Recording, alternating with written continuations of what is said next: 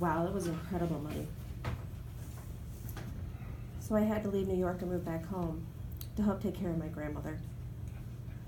It's kind of the same as now. I ended up going to a dancing school.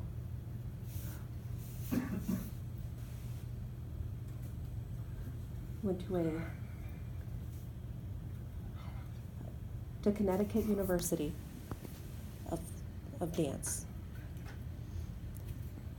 And I went there to learn to dance. I was able to go to Europe and dance.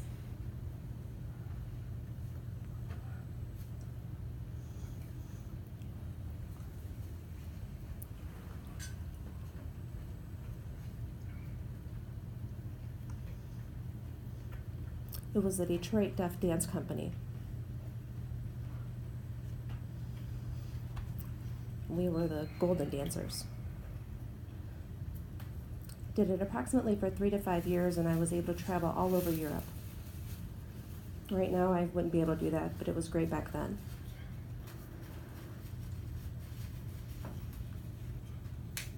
So for 3 to 4 weeks, we would go to Europe and we would dance. We would also attend the school. And it was also very important for me to be able to take care of myself. It's the better way for me to take care of myself. By this point, you have to remember, it was in the 70s. I didn't want to be walking around all old and bent up. It's very important to take care of yourself. And right now, I'm 70 years old. Interpreter ear, right now I'm 70 years old. And the reason why I do look this good is because I was taking care of myself back then. And it was very easy for me to pick my costumes. So I'm young. I appear young. I'm able to move. I'm not stiff. I'm not moving awkwardly. So I used my experience while dancing. And at the same time, I took great care of my body. Look at me move. Who would think I'm as old as I am? And this is my life. And now I also teach sign language. That's what I tend to do. So I write on the board, moving around as I'm helping out students and passing out information and papers. And I still have that style, and I have the dancer's grace while I'm signing.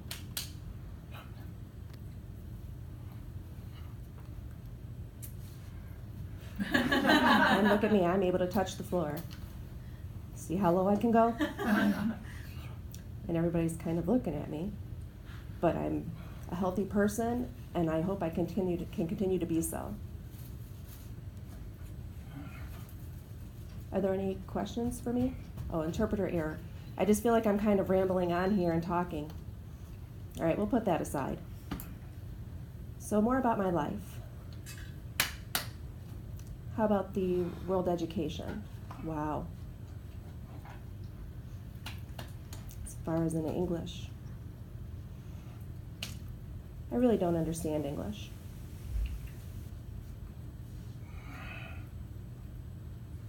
Back in the past in school, English, writing English especially, was all that I had. There were no interpreters at that time. There were none. There were no interpreters. I just had my teacher. We would line up on the teacher in her class and sit down, and I tended to sit way in the back.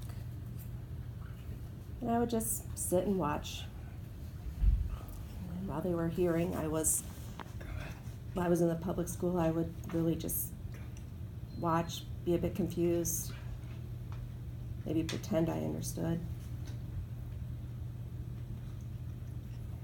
And if the teacher happened to call on me, Mr. Stewart, what's that name? How about you come up here to the front? I really didn't exactly want to do that. I would go to the back. I would sit in the back and first. With blank face. I really wanted to sit in the back.